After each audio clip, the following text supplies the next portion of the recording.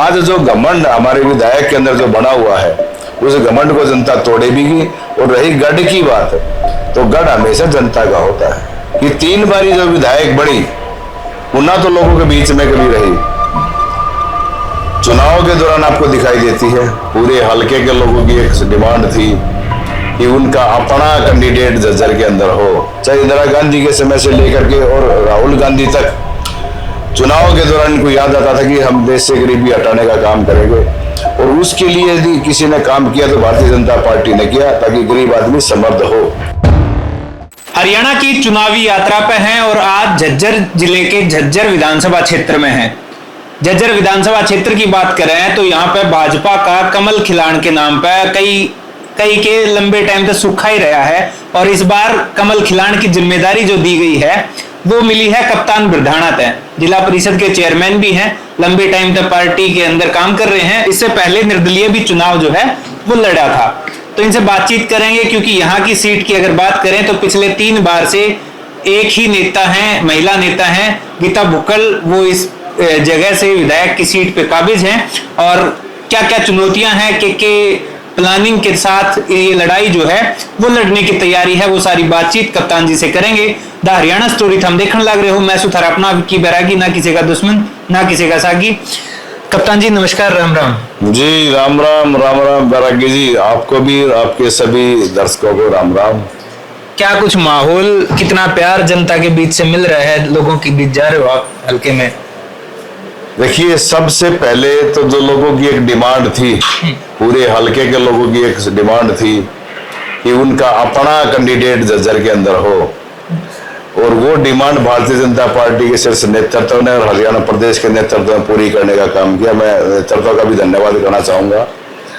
पूरे हलके की एक ही आवाज थी कि उनका अपना लोकल कैंडिडेट हो, और वो कैंडिडेट जो उनके अंदर हमेशा रहता है, सदा उनके अंदर रहता है, उनके बीच में रहता है। और ऐसा कैंडिडेट की आज डिमांड जो लोगों की थी वो भारतीय जनता पार्टी ने पूरा करने का काम किया। मैं आपके अभी जो आपके पास पद था, चेयरमैन है आप जिला परिषद के, तो उसकी बात करूंगा कि कौन कौन से ऐसे काम, क्योंकि पद पे तो आप इस हल्के में उसी में रहे हो, तो कौन कौन से काम हैं जो जनता के बीच लेके आप जा रहे हो, या हरियाणा में सरकार आपकी पार्टी की थी तो वो सरकार के कौन कौन से काम हैं जिनको लेके आप जनता के बीच वोटों की अपील जो है वो कर रहे हो? देखिए, सरकार भारतीय जनता पार्टी की 2014 के बाद आई, और भारतीय जनता पार्टी की सरकार का एक ही उद्देश्य था, क्योंकि भारतीय जनता पार्टी एक संगठन की पार्टी है, एक विचार की पार्टी है। और माननीय दीनदयाल उपाध्याय जी ने एक नारा दिया था कि अंत्योदय की योजना के साथ हम काम करें, और 2014 के बाद से लेकर लगातार वो योजनाएं धरातल पर लेकर आने का काम किया। गरीब आदमी का विकास किस तरह हो, उसके लिए आयुष्मान कार्ड का जो सुविधा थी, जो स्वास्थ्य संबंधी सुविधा थी, वो देने का काम किया। हर घर के अंदर उज्ज्वला के तहत गैस कनेक्शन देने का जो काम किया।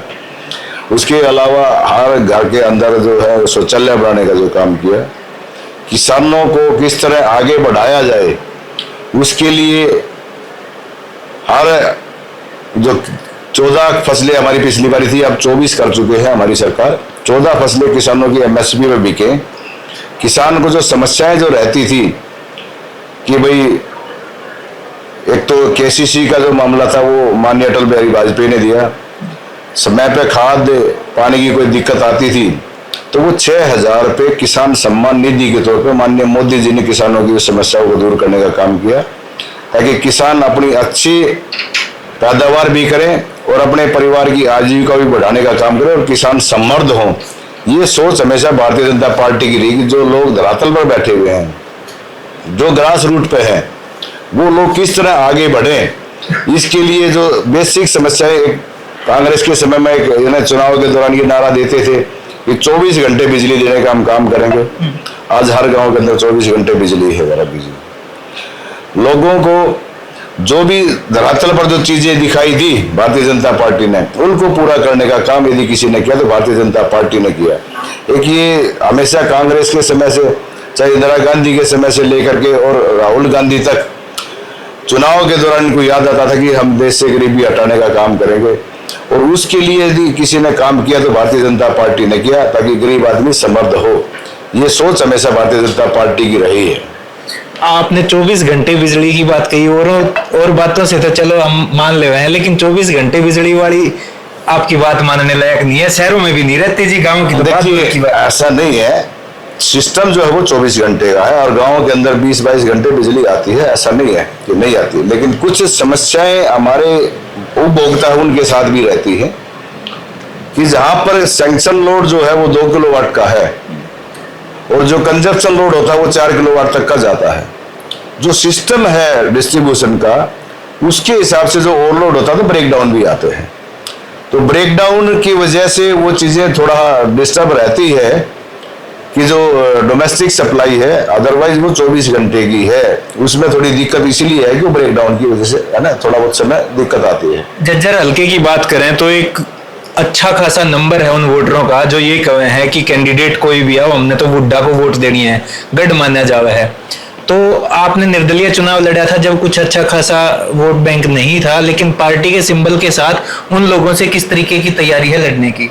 देखिए, निर्दलीय चुनाव जब लड़ा तो एक अलग बात थी, क्योंकि निर्दलीय की अलग बात होती है जी। और अब पार्टी का जो आशीर्वाद मुझे मिला है और जो लोगों के बीच मेरी एक आचरण, एक व्यवहार, एक लोगों से मिलनसार जो रवैया है, आज लोग एक तरफा हो करके और चुनाव जिताने की कोशिश में है और 100% चुनाव जिताएंगे। क्योंकि लोगों की एक सबसे बड़ी तकलीफ ये है कि 3 बारी जो विधायक बड़ी ना तो लोगों के बीच में कभी रही, चुनाव के दौरान आपको दिखाई देती है। उसके अलावा जब जनता का प्रतिनिधि होता है, जो जनता चुनती है, जो अपने काम के लिए चुनती है, लेकिन जब विधायक चुनने के बाद जो चंडीगढ़ बैठते हैं तो उनकी काख फूल जाती है और वो जो घमंड वो पैदा होता है तो वो घमंड जनता तोड़ने का काम करती है। और आज जो घमंड हमारे विधायक के अंदर जो बना हुआ है, उस घमंड को जनता तोड़ेगी। और रही गढ़ की बात, तो गढ़ हमेशा जनता का होता है। नेता तो दिलों में राज करते हैं, गढ़ तो हमेशा जनता ने तोड़ने का काम किया है। गढ़ हमेशा देवलाल जी का भी होता था, जनता ने तोड़ने का काम किया है। हुड्डा का गढ़ भी तोड़ने का काम पिछली बार ही किया था जनता ने, लेकिन एक अब सिंपैथी थी भाई, दीपेंद्र हुड्डा जी को इन्होंने जिताने का काम किया। लेकिन आज लोकसभा के चुनाव और विधानसभा के चुनाव में दिन रात का फर्क रहता है, क्योंकि विधानसभा के चुनाव के अंदर जो लोकल मुद्दे होते हैं वे हैवी होते हैं। आप कहना चाह रहे हैं कि लोकसभा में जो नतीजे थे उनसे बेहतर आपकी पार्टी के विधानसभा में रहेंगे? देखिए, 2 चीजें होती हैं। पहली बारी लोगों की चाहत का कैंडिडेट आया है, पहली बारी लोकल कैंडिडेट आया है, पहली बारी एक ऐसा कैंडिडेट आया है कि लोग इसके बेडरूम तक बैठ के बात करते हैं, और पहली बारी ऐसा हुआ है कि लोग जब चाहें जब मिल सकते हैं, 2-2, 3-3 घंटे उनको इंतजार करने की जरूरत नहीं पड़ती। और ये लोगों ने देख भी लिया कि जिला परिषद का चेयरमैन का जो दायित्व मुझे मिला, उसमें जो भी लोग आया, जिस तरह की भी समस्या लेके आया, हमने उसका समाधान करने का काम किया और 24 घंटे लोगों के बीच में रहे और आगे भी रहेंगे। ये मेरा भरोसा लोगों को है कि हाँ, हमारा आज जो लोकल कैंडिडेट है, हम जब चाहे उससे मिल सकते हैं, जिस समय चाहे उसको बुला सकते हैं। ये लोगों के लिए एक लोगों के बीच में संदेश है और उसी संदेश के माध्यम से आज पूरे हलके की जनता एक मन बना चुकी है कि आज हमारा अपना जो कैंडिडेट आया है उसको हम आगे बढ़ाने का काम करेंगे और विधानसभा भेजने का काम करेंगे। आपके साथ काम करने वाले आपकी पार्टी के साथी थे डॉक्टर साहब, पिछली बार यहाँ से प्रत्याशी भी थे, तो वो नाराज होके चले गए हैं, उनका कुछ नुकसान फायदा या क्या लग रहा है? देखिए, वो डॉक्टर साहब की सोच है, ये सब किस्मत की बात होती है। पिछली बार डॉक्टर साहब ने चुनाव लड़ा तो कोई पार्टी छोड़ के नहीं भागा। डॉक्टर साहब तो नहीं आए थे, पहली बार ही आए थे। हमारा संगठन का जो है पार्टी है, हमारे संगठन के अंदर कोई भी कार्यकर्ता नहीं जाता। डॉक्टर साहब की सोच हमेशा ना तो लोगों के बीच में अच्छी रही और ना उनके जाने से कोई नुकसान होना।